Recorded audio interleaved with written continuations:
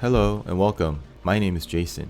You've probably watched and listened to my fairy tale videos. If you haven't, I highly recommend you do. It's put to a pause at the moment because I'm looking for new illustrators. So if you've enjoyed the series, I'd appreciate it if you would please wait a little longer for more. As I am preparing many different and useful contents for you, I came to realize how many people still haven't figured out the best way for them to study English, or even another language. Thus, I have prepared 3 ways to study English most efficiently. I hope you enjoy and start learning properly and efficiently from now on. Please stick with me and take notes if you have to. This is super important and you'll find it highly effective. Now, let's dive in. First of all, when learning a language, there are typically 4 components: reading, writing, listening, and speaking. Which component do you think you should work on first? That's right. You first listen, then speak, then read, and lastly, write. Not any other way around. If you don't understand why this is the correct procedure, let's go back and think about how we acquired our first language. In other words, mother tongue. However, in modern days, we don't differentiate our job as parents. You could be a stay-home dad and teach your kids how to speak their first word. So, mother tongue now is just a terminology. Now let's try to remember about how many times you've heard the word mom before you murmured it out of your mouth. Probably hundreds or even thousands of times, right? A study shows that on average, a 12-month-old baby understands about 50 words. 18-month, about 200 words. That is about 1 to 2 words a day after 1 year. And when they start speaking and asking questions, this count grows exponentially. If you have access to internet, you could use so many different resources and materials to listen. And don't just do it one time and move on to other. Keep at it until you're 100% sure you've grasped each and every word, phrases, and sentences. And then move on to speaking. For this method, you would have to find a friend or any person that is willing to interactively speak and listen to you. It might be a challenge, and if it takes too long, then keep doing what you have to and get yourself best prepared for that occasion. Now, if you can't recognize what you're seeing with your eyes, then start reading easy materials that you understand 70 to 80%. Now, the reason why you do this is, here's an easy example for you. You have 2 different sets of jigsaw puzzle. One, you have 2 pieces in place, the other, 7 pieces. Which one would you solve first? While you waste time on trying to solve 10-piece puzzle with 2 pieces in place, you can work on multiple 10-piece puzzles with 7 pieces. So, stop trying to read something that takes you more than it should, and think, after finishing this book, my English level will be boosted up. It is more likely not. It's just like riding a bicycle. You don't go straight to racing after you succeed standing on 2 wheels for 1 second. Moving on to second, find the most efficient way for me and only me.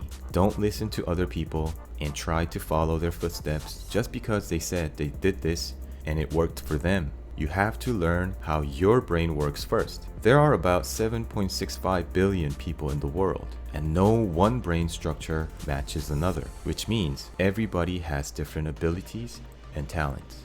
We all have 5 senses: vision, hearing, smell, taste, and touch. Let's talk about 4 of these senses, excluding smell. In other words, these 4 senses can help us learn: see, listen, speak, and write. Try employing these senses in different ways to figure out what senses are more closely connected to your hippocampus.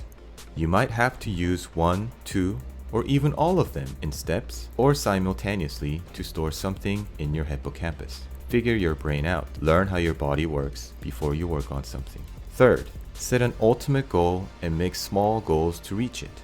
If you start something without a goal, or a goal that is unrealistic and almost impossible to achieve, your goal is meaningless. Robert Bryan once said, "A life without a purpose is a life without a destination." Set your goal with a purpose, then you'll meet yourself at the destination. And before you set your goal, understand where you stand and learn yourself first so you can set a realistic and achievable goal. For example, I want to be able to speak English so I can travel around the world. Or, I want to learn English so I can teach my children at home. Or, I need to study so I can get a good score on TOEFL. It is almost absurd to teach people with different goals in the same way with the same method. Now that you have set your goal, you need to set a date so you can start to fill out an agenda. Then give yourself daily routine that you can work around your schedule. An important message here is do not overwork yourself. Start with an amount that you can enjoy without interfering with your already established schedule. Then slowly work your way up. This way, not only you'll feel a sense of achievement daily, it also gives you motivation to go on to actually achieving your ultimate goal.